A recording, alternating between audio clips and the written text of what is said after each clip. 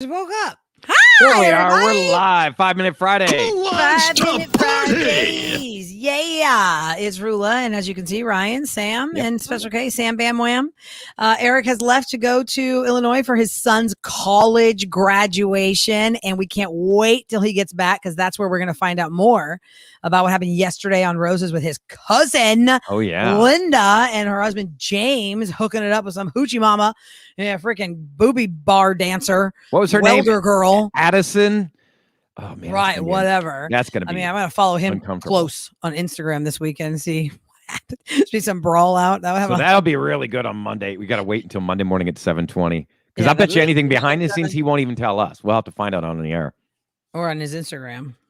Yeah, because that's what we do. We wrap up the week with this 5 Minute Friday, and we just came off of the Mother's Day kickoff show for the weekend, but we did have a lot. Gosh, it's always funny to do the quiz. And what's the first thing y'all remember? If it's not revenge or roses or couples court or rapid fire quiz, tell me something we did this week, guys. Pop quiz. Look at Kevin's face. Well, something we did. What? Things. What? Things. You named a bunch of things already, so you took a lot off of my list. I had to take them off the list because we do them every week. So you'll remember revenge, you'll remember couples court, you remember roses, you remember your prank calls. Didn't we didn't we give some love to nurses and teachers, right? Yes, you're right. Teacher Appreciation Week, Nurses Appreciation Day, but we did ambient stories on Monday. Oh, man, we've got some crazy ambient stories we didn't even get to yet. Like, there's so many great things that are left on the listener line, which, by the way, if y'all are watching this, call the listener line this weekend, 713-278-VENT. Especially if you're a mom and you get shafted on Mother's Day, we want to hear from you. Yeah, we did ambient stories. We did all kinds of random topics. Like we did which is worse, having 1% phone battery or empty on the gas tank, things like that. I'd say the phone battery is way worse. I mean. Well, yeah, because you can't call anybody to tell them anything. Yeah, I was. Like if I run out of gas, I've got my phone. I can always call for help or something, but.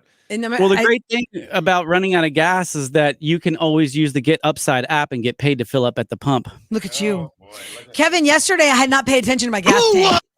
And I mentioned in that segment that I have driven on dashes before because, we can always think there's a little bit more insurance and how much is in the tank. And so yesterday I was like, oh my God, I didn't go to the gas. I had 3 miles on the display. It said 3 miles.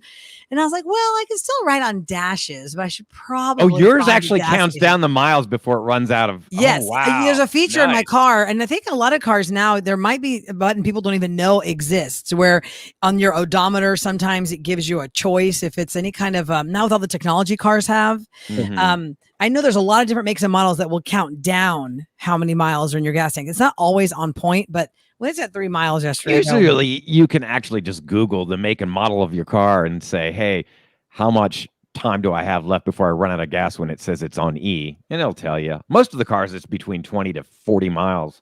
So. Wow. I still think it's a little extreme to think I have 30 miles when I hit the E, but those dashes, man. See, I don't like letting it get that low, man. I get antsy when it gets down to a quarter tank. I'm like, oh, let me say something else about letting your fuel get so low. Mm-hmm. It's hard on your fuel pump because if there's any debris left in the bottom or any debris left in the bottom of your tank, it's going to get sucked through that fuel filter, and then that stops it up. And then if you say you have a half a tank and you just stop on the side of the road because it's not going anymore, it could be because your fuel pump has been clogged up. So keep in mind if you're one of those people who are always doing This car tip brought to you by Special K. Hey man, I know how to keep things nice. That's why I have a truck from 2007. And you will for quite a few more years. Yeah, no. You're gonna ride that to the ground. I know, because I'm gonna keep buying houses. A truck is a liability where a house is an asset. But you're at an age right now where a truck isn't such a bad thing. I had a pickup truck when I was 22, and man, it sucked because everybody on earth asked me to move them. I mean, it was just like, oh, hey man, I'll get you a 12-pack of beer. I'm like, I don't need that beer that bad. See, now here's what I found about that, Ryan, because there was one piece of furniture that I needed to move. One piece of furniture. And I was like, you know what? I mean, it's just one piece of furniture. I'm sure I could figure it out. It took like 5 days to try and figure out who's going to get it and who's going to move it and how can we all do it. Finally, I just called the place and I go, listen, what do you guys charge for delivery? I'm gonna have to kick out that $50 for this one piece of furniture because I cannot find the time, nor do I want it on my conscience that somebody's like, oh, my back's jacked up because I helped you. Or you could have something happen. Okay, so when we went off to SFA for the first semester, we were living in the dorms. My mom and dad gave me their entertainment center.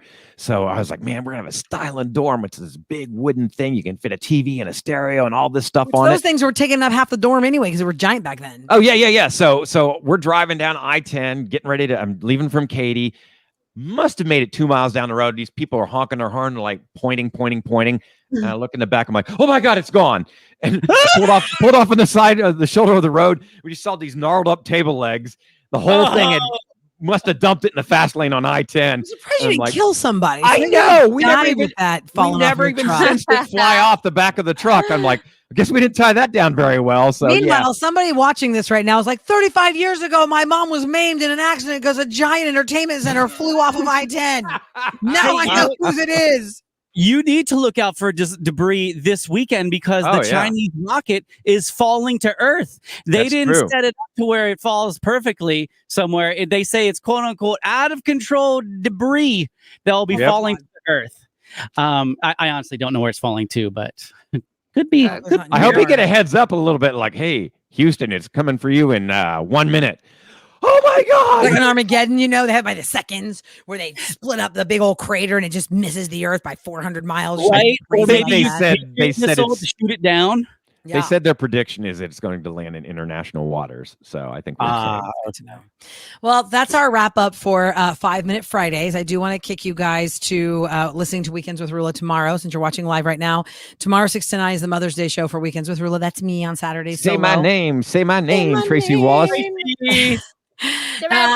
Tracy, happy early birthday. And so, Tracy, thank you for watching. And also, you can stick around with KRBE's Facebook if that's the route you're taking right now, because I'm going to be live at Exclusive Furniture in just a little bit. Where low prices live. Where low prices live. Okay, guys.